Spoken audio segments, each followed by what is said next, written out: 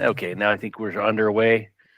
Kind of with that in mind, Travis, I just wanted to kind of maybe start today's meet with just sort of a message to anybody that may get a hold of this in the future, um, inviting them to join us because we got a great group, um, and but the fact that we have this really diverse group here that just adds so much to these things and just the participation in all levels. I mean, you don't have to be a canoeer to join our group today, or rafter or ever have done it, but just join in.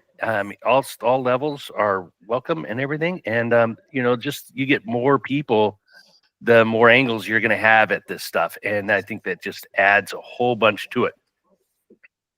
So yeah, I just want to encourage it, just to get your invites, and we'll get more people. Michael, good morning. Hi. So Michael, Tony, right there, I kind of was looking at getting you two guys together because both of you guys have been around Cape Horn. And there, Tony. Yeah, Tony has sailed around Cape Horn. And so I was kind of sharing your story a little bit with him the other day. And so I'm like looking at both of you guys and how much expertise and stuff that you've got. And pretty amazing. Yeah, your story, Michael, is something out of this world. You were kayaking around the Cape Horn? Yeah, kayak, yes. Oh, that is incredible. What about those, 30-foot waves and all? How did you deal with that? The weather was pretty unreal. Oh, incredible. Yeah. We probably did it a little bit too early in the season. Unbeknownst to me, I think my partner had a secret object to round the horn on his birthday and timed it that way. So we hit a little bit more wind than the locals said if we waited a month. So it was a group. It was not just by yourself. Two of us. Yeah. Good. Yeah. And did you start at Puerto Williams or Ashua or? Oh no, quite a bit further up the coast. It was a 7-week trip.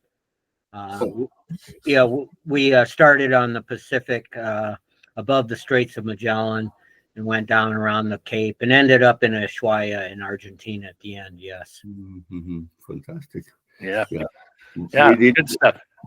We did from Tahiti to down to the Beagle Channel, through the Beagle Channel to Puerto Williams, and so I did not actually go to the very end, meaning the Cape Horn. But someone was suggesting us to, instead of going down, because we were already out for 29 days or 31 days at that time, and some guys had to fly back, had to fly tickets and on and on. So they were suggesting us to take the Bigger Channel into, Ashua or the Port Williams, and we did so. And I did not regret that, because Bigger Channel itself is something out of this world.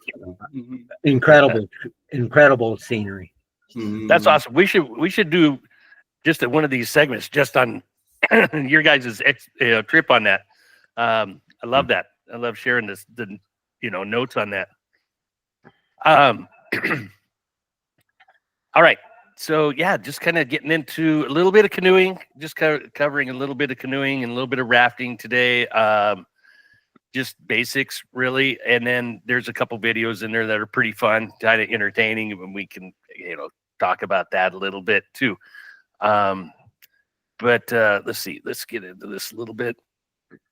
So, when we talk about canoes, man, just a lot of shapes and sizes, a lot of different varieties that you can go with that thing. Whether it's slalom right there in the top of the middle, or just recreational, whitewater, a lot of different options as far as canoes go, shapes, sizes, everything. Different types of materials come into play. Can I interject one quick thing? Absolutely, Michael, for sure. Pretty common in IKs, inflatable kayaks. Yes. I have one. They should be they should be done as a canoe. They are much better as a canoe. The sit up higher, you can reach around with the paddle above those big tubes, etc. So since we're talking about canoeing, I thought I'd throw that in, that most IK should be done as an IC. Okay. So, okay. Well, let me In ask my you opinion. then. Yeah. Because I haven't done a whole lot of inflatable like that. Was ever I get a chance to get in the whitewater? I've usually just been in my hard shell kayak. So, but I have paddled them. So you're saying with is it just by sitting up on the thwart, or by just because of the paddles? Kneeling, when I'm in my inflatable kayak as a kayak, you're sitting down so low that the paddle strokes are really odd, trying to get your arms above the big tubes, etc. Whereas if you're kneeling and got your knees wedged in under the thwarts and your toes back under the rear tube, etc., then the paddle strokes are just very natural. And okay, I see now. Okay, now that I could see where that would make sense on that for sure. No, that's good. That's good. That's good stuff. I'd give a demonstration, but this doesn't really allow it. Oh, yeah, you're right. And then we're just kind of looking at some of the basic terminology and what they're talking about when you refer to the everything from the gunnels to the thwart to keel, and some of those basic terms that maybe not everybody's going to be familiar with. And you kind of see how the seats, and I'm just going to point out the seats, the top picture right there. You can kind of see where the front of that boat is going to be off on the right-hand side, because you're going to have more room for your legs there, and then the person in the back would have room. They don't need room in front of that seat because they're going to be facing that direction. Just kind of point some of those things out. And then talking about just the different parts of the paddle as well. Kind of good information. Now, Tony, you've done some longer canoe trips too. I mean, you and your daughter have done, right? We canoe actually every year. Yeah. Every year for on the lakes north of Toronto, in the large national park or provincial park actually, and so we love canoeing. It's fantastic, but evidently, last year we tried something somewhat different on the so-called French River. But after a day and a half, or actually 2 days, one night, we escaped because mosquitoes were so vicious, so many that we just could not stand it. It was just absolutely impossible. And so we kind of turned back, but wanted to go all the way down to the Lake Superior and back. And we will probably do that some other times, but maybe in September, October, where there is not that much, that many mosquitoes around anymore. But otherwise, we do every year 3 or 4 or 5 days of canoeing on the lakes, and obviously camping on the lake shore. And it's just something out of this world. We start daily canoeing at, I don't know, let's say 9:30, 10 o'clock, and we come back only late in the evening. Yeah. So we also did some canoeing on a few lakes down in the Adirondack Park in the New York State, in the U.S., obviously. Yeah. And so it's something that's clearly you're out there in the nature, not being in the Pacific, but something like that. Yeah. Evidence is something that I think people, if they knew how fantastic that is, many more would be canoeing. But simply they have no idea without having that experience. They just can't imagine the feeling, the pleasure. The joy you can have out there and among the nature. Here and there you see the blue heron, you see a moose maybe appearing here and there. It's just absolutely Yeah. And I mean, I'm looking at who's joining us, and I think probably everybody here today has got a little bit more canoeing experience than I do. So I'm glad this group has showed up today, so because there's going to be a lot to. Travis, you guys have your canoeing? I like canoeing way better than I like kayaking. I know everyone frowns when I say that, but I love the concept of canoeing. I feel like I can turn a canoe faster than I can turn a kayak. I feel like if I'm in the stern of that boat, I can whip that thing around so fast and go through the smallest, tightest places in the world. And I just feel like it's such a better experience being that little, like more on your knees, not seated. Seated is not my favorite position to be in a boat. I'd much rather be on my knees. It works out much nicer. Canoe, I don't know. I've always loved canoeing more than I like kayaking. I've done them both a lot, but I'd much rather canoe than I would kayak. How you would maneuver the boat, whether it's sideways, forward, backwards, turning, what have you. If you allow me, Dave, it's interesting backward, forwards, and landing or mooring at the shoreline. It's interesting the technique, and you guys probably have lots of experience in that too. We did canoeing on the Yukon River. Oh yeah, Whitehorse to Dawson City, 420 kilometers or 280 miles, whatever. And it's interesting once you're on the big river like that. It's the second or the third largest river in North America, and goes down at about 6 or 7 miles per hour is the speed of the current. So obviously, as you have to stop at the shoreline, there is a special technique how to.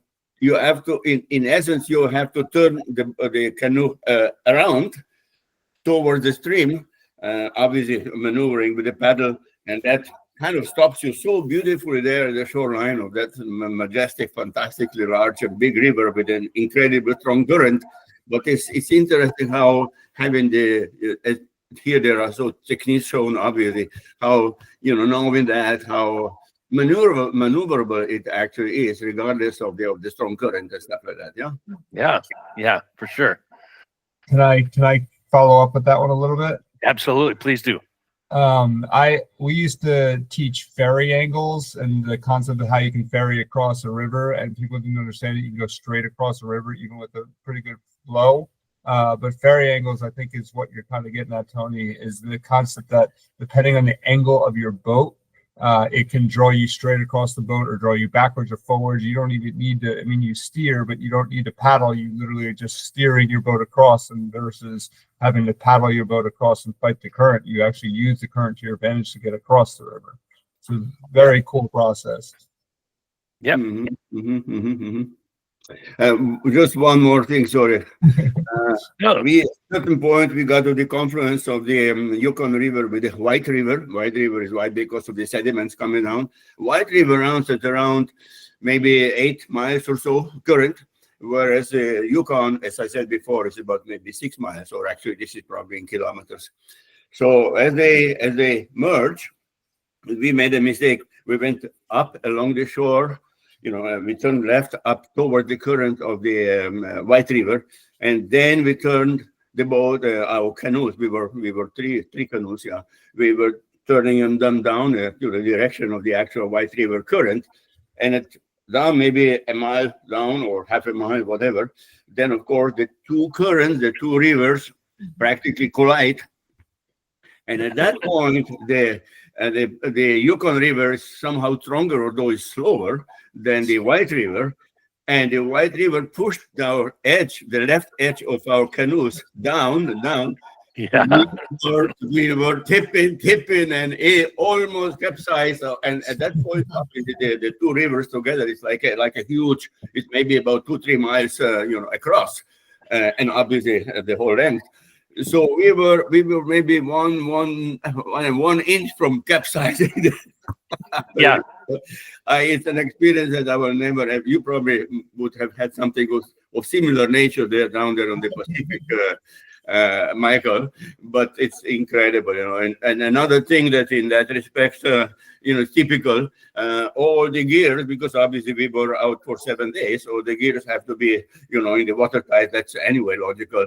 But you have to have them tight onto the canoe in case you do capsize, that you don't lose the luggage. And that was another aspect of very interesting sort of type of experience on the Yukon River. And then we went down to the Skagway, did some touring around there and Skagway, the history there. It's just magical. That's yeah. Anytime you get opposing currents, I don't want to say opposing, but they're Mixing. it could be an eddy fence. It could basically almost like dealing with an eddy fence because you got one current that's moving at a different speed than another one. And you start getting something broadside to it, it wants to play with you for sure. Mm. Very good stuff. So it's just kind of a basic video on whitewater, an introduction basically to whitewater canoeing.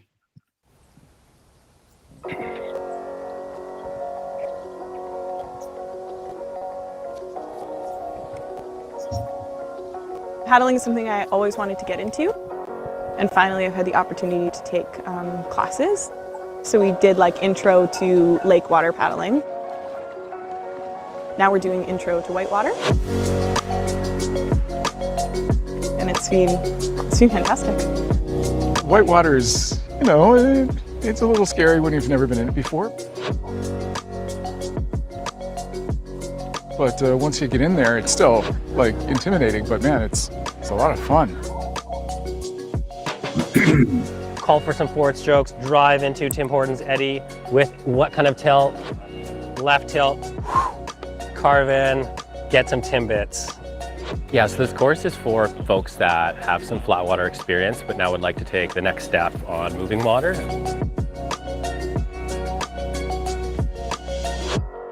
Thigh straps. You don't want to make it so that you're like attached to the boat, but what it allows you to do is be able to make a lean with just a little raise of your knee. It's been wonderful. There's like lovely people, it's good weather, it's good whitewater. Getting a lot of practice over and over again has been good. So we covered the basic paddling skills. Now I turn and my hand comes across the bow and the power face is facing me. And again, I pull in, but now I'm going to exit the water to the bow of the boat. And then we practiced canoe over canoe rescues. You could rescue a boat from the time they flip to getting them back in 15 seconds. And the last part of the day, we spent practicing ferrying.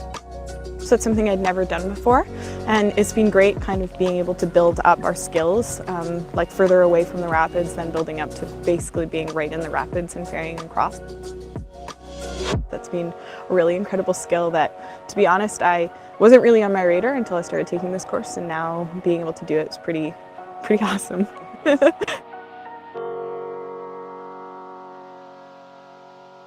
So I'm paddling with Jackie. Jackie's newer to paddling.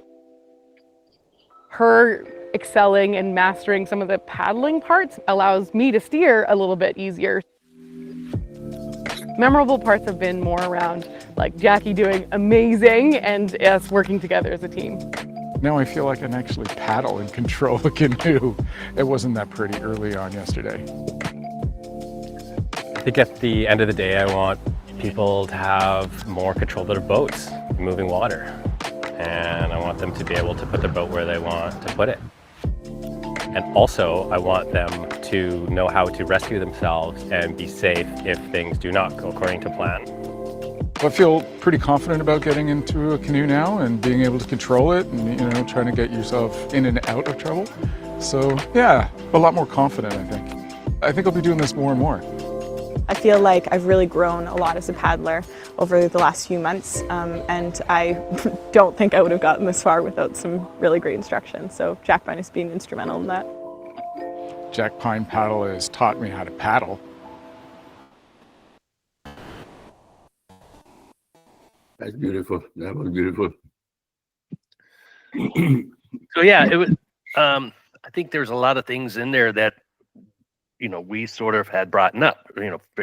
Like the ferry angles, and the eddy fences, and and just bracing and all that sort of thing. And so yeah, it's a pretty good intro control that. Anybody have any other comments on what they saw there? Like to add to I that? had to chuckle at his little yellow model of a boat to explain the chines and edges. When I taught a kayak or a canoe beginner class, I used a banana. Yeah. It's got chines, a hull, rocker, distinct bow and stern, and you could explain it right there. And then you had a snack afterwards. You can't. Yeah. See, you can't teach that. That's just veteran experience right there. That. Yeah. That's perfect. Yeah, it looked like a little Smurf boat or something they had going there. But yeah. Yeah, it's good. That's good stuff. And I think canoeing, I don't know if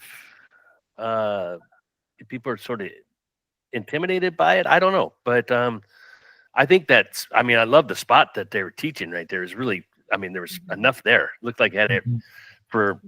Now the ferry angles might look like a little bit tough, especially once you get too much of an angle, then it would just flip you, spin you right around, catch the front of that. But if you can come at it with a little bit less angle, probably, because I didn't see a whole lot of being really successful as far as like at a small angle, just being able to kind of cruise around. They were kind of coming in hard, and it was blowing them around. But other than that, it looks like a nice spot and a good group.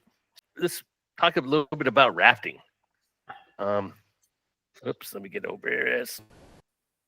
So we're talking about kind of the basic anatomy of a raft. Some of the things you see in both, but when you're talking about the thwarts, this case here, most of the rafts you see nowadays are all going to be self-bailing, have a self-bailing floors to them to make it really nice. And I wanted to throw in here, so basically the one on the left is going to be an oar raft. So it's basically going to be handled by pretty much one paddler, and controlled mostly by spinning and and back paddling into, at sort of a semi-ferry angle to just go from one side of the river to the other. And then the paddle raft on the other side, which everybody has a play in where the boat goes and how they get there and all that good stuff. And I think a lot of you have got some rafting experience as well. I know, Afton, you and Travis, weren't you guys both? You were both guides at one point, right? No, I never guided. You never guided? Rafting. Okay. I did. I guided a lot. Yeah. I have done paddle boats, but I've also done, I've done oar boats, and I've done a lot of paddle boats. Oar boats, people use them more for big guiding trips, especially down like the Grand Canyon, going that way, because you can put so much more weight in those boats. They'll bring full kitchen tables, kitchen sinks, everything you can imagine, put on those boats, because you can change the direction of that boat so easily. And the people are there along for the ride just to enjoy the view. It's a great experience, don't get me wrong, but I will say that the paddle boats are much more engaging.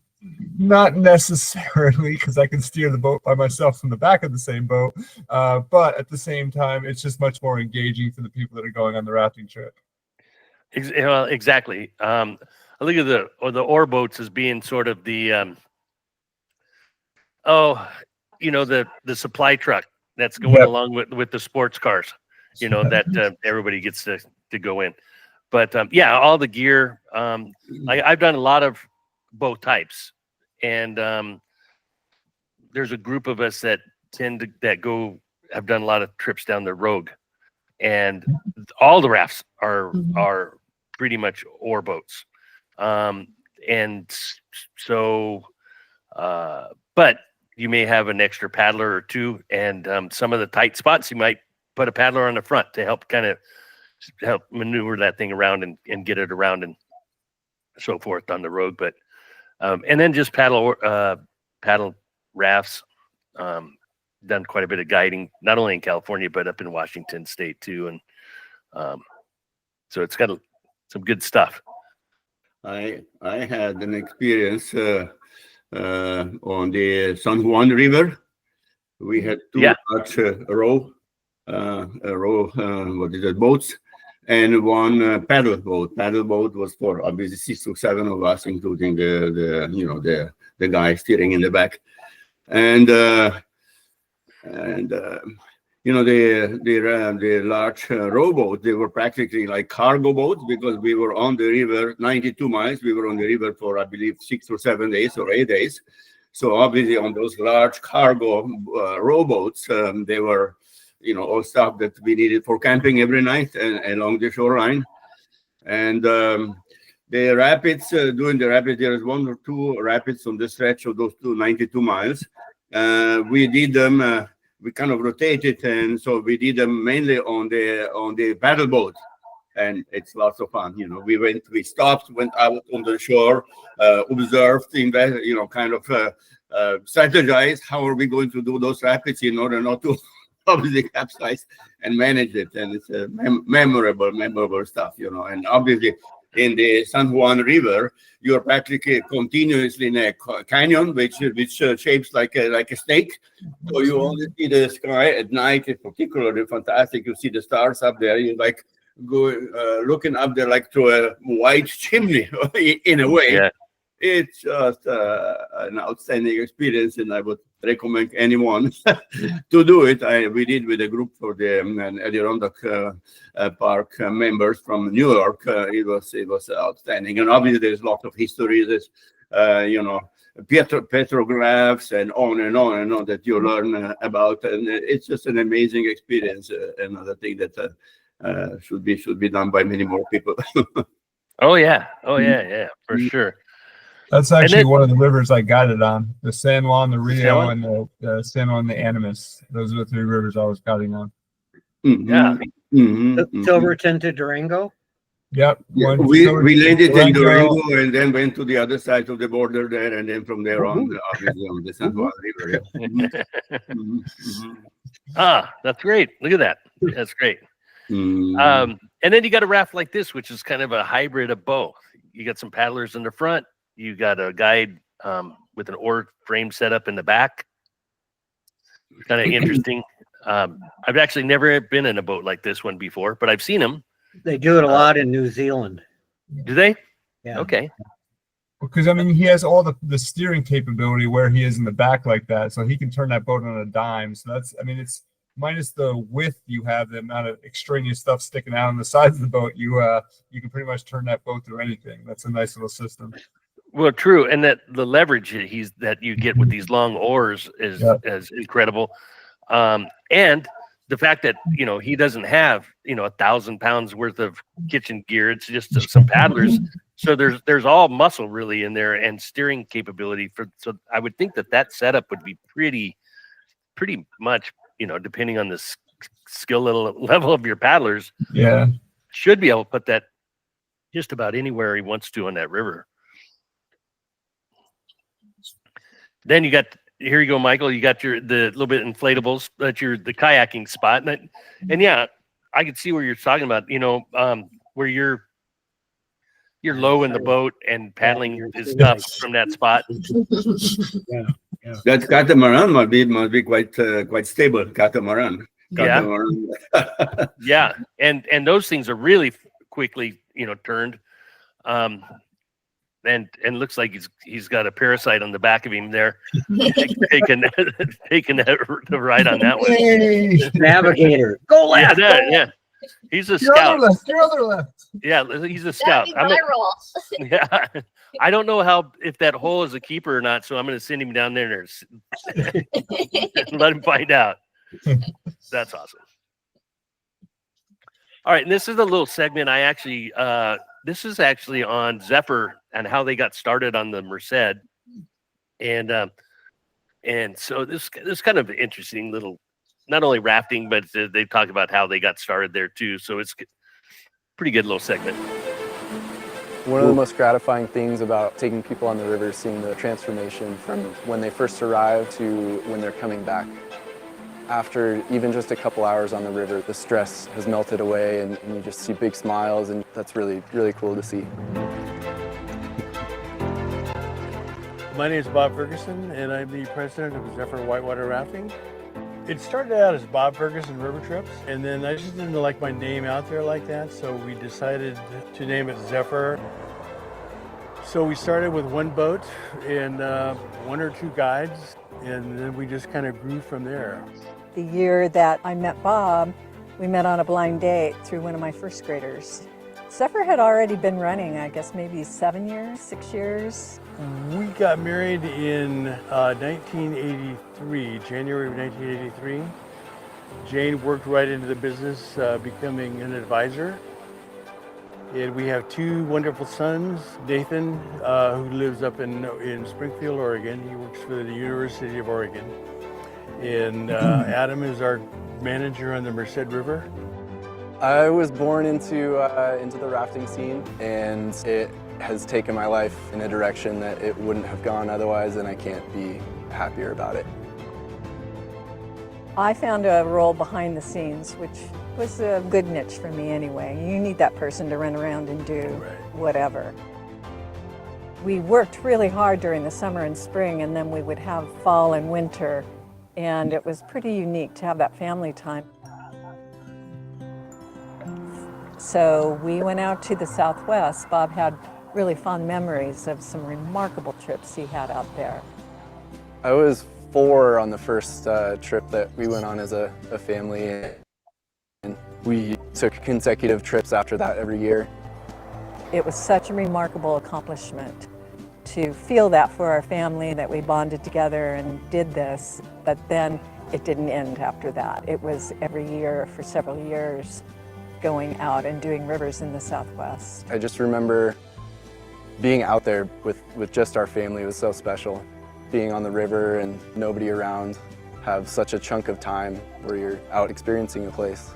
It was really cool. I remember some incredible hikes, seeing the Native American ruins and petroglyphs. Those were all flat water trips, mellow trips for the most part, just floating, and I just remember looking around at the canyon walls, and it was really powerful.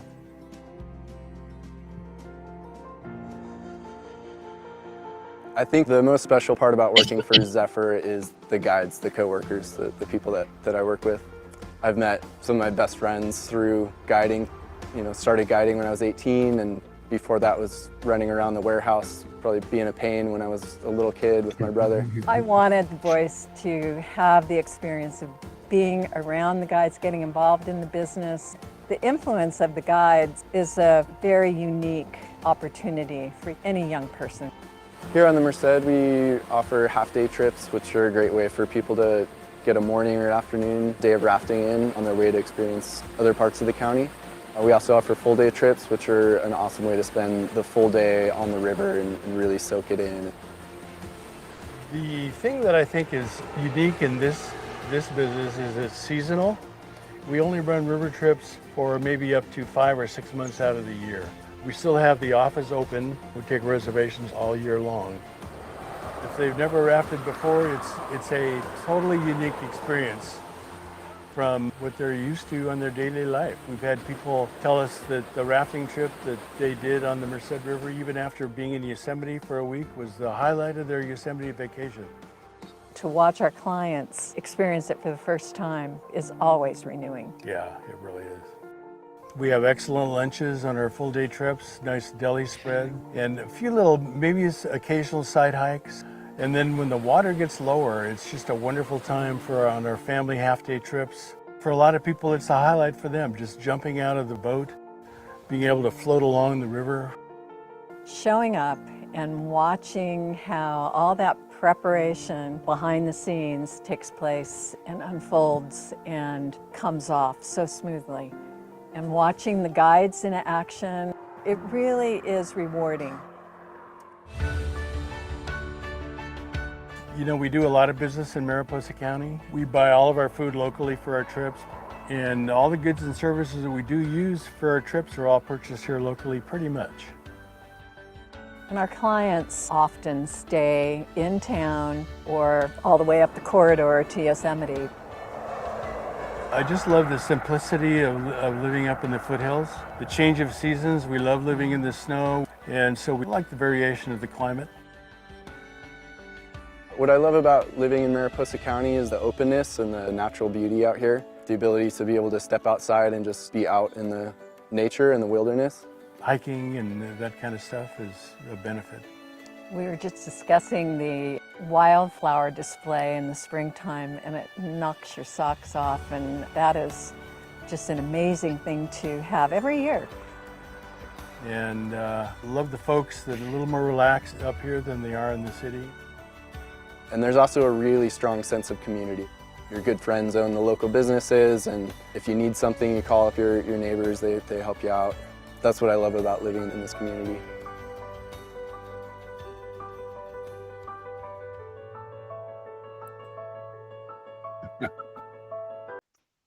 So I think we're trying to get up on the Merced and do a little paddling. I know, Travis, you and Afton have already, you're in.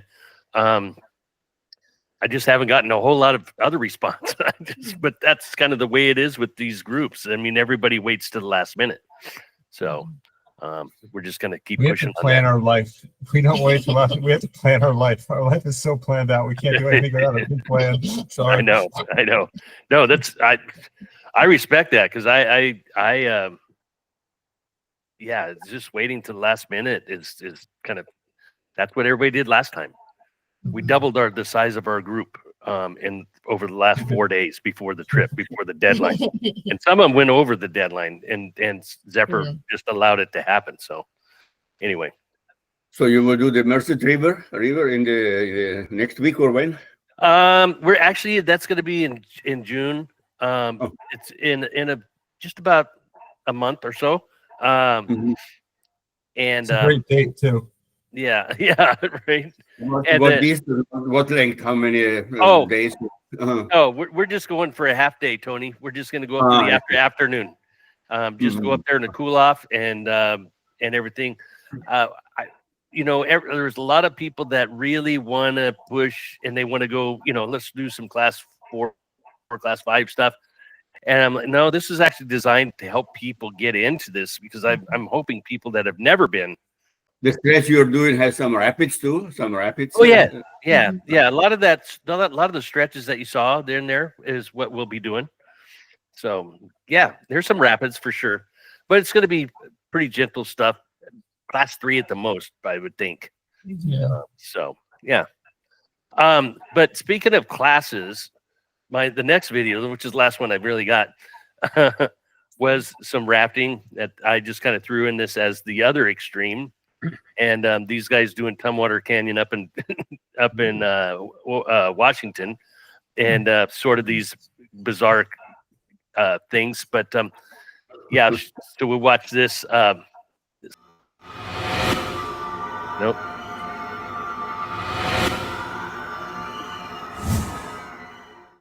Hi, I'm Darren with Creature Craft, and we're here with Icicle TV. All right. Dave, it's lining up for us. Okay.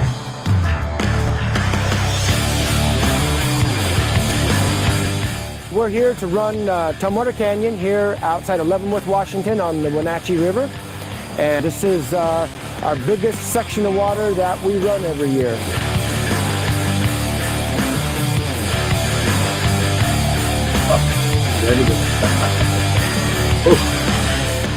We're here training to run another big river in British Columbia, the Grand Canyon of the Stikine, and this is the only place in the country to train for that river.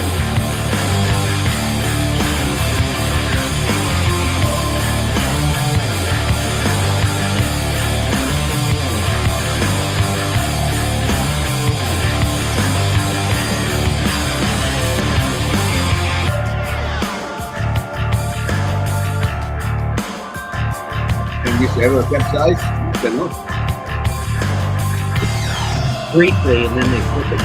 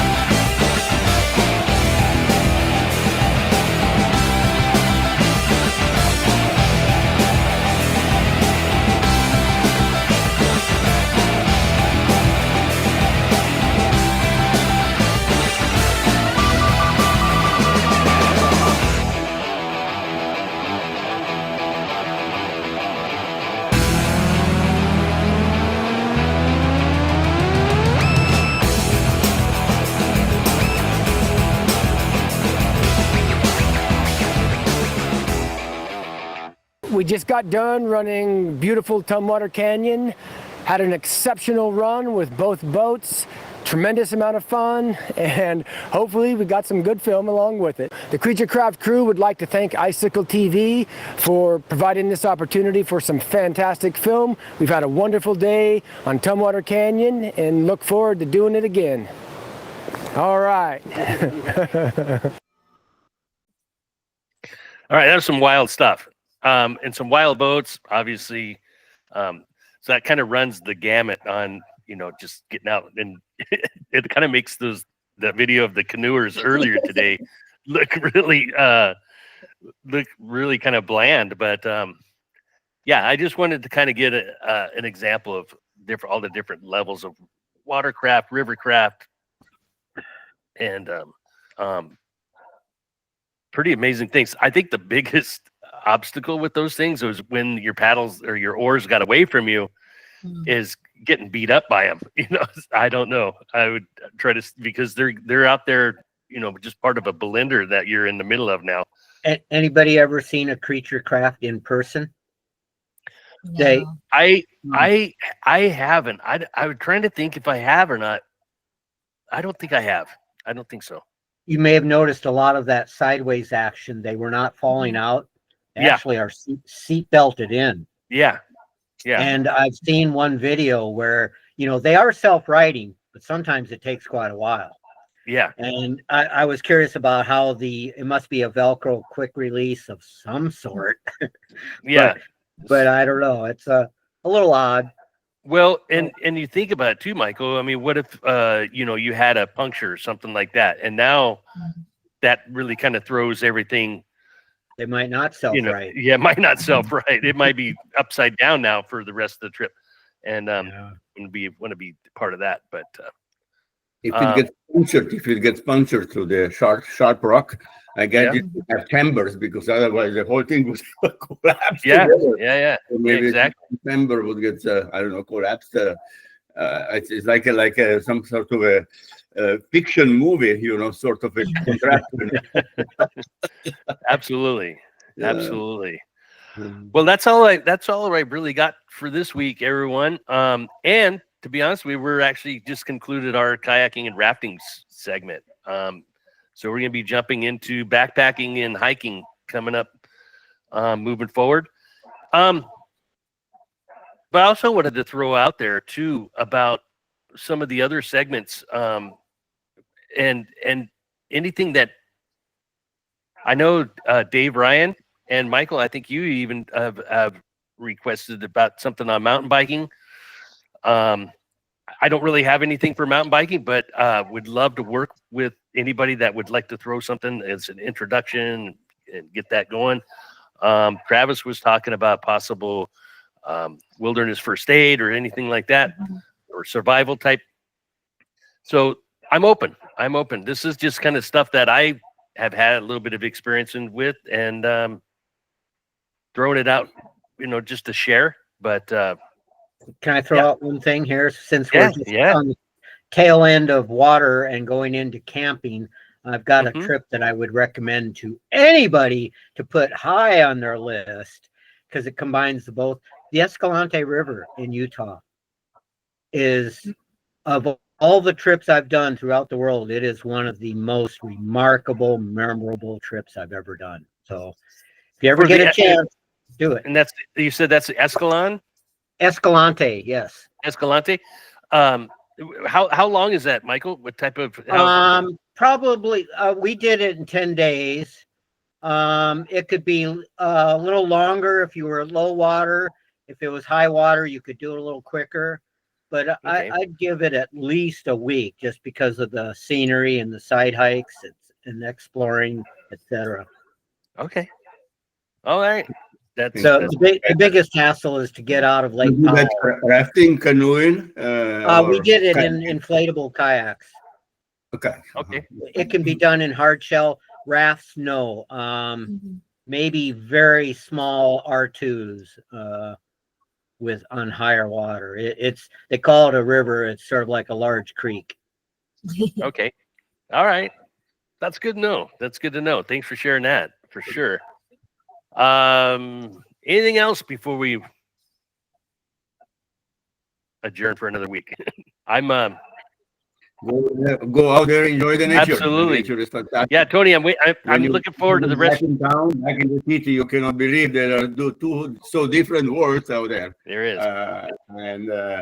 And how marvelous is that one out there in the wilderness, away from the urban area. This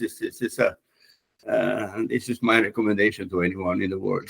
Yeah. Those that can do it, of course. Yeah. Mm-hmm. I'm looking forward to the rest of your photos loading up. I want to check those out. Hopefully they are now, so I can. But as always, I thank everybody for participating. I'm trying to get more people hoping to generate some. It's really interesting. My daughter would have participated, but she was walking and biking out there with her big dog in the morning. Says, sorry, I'm out there. So. I get it. I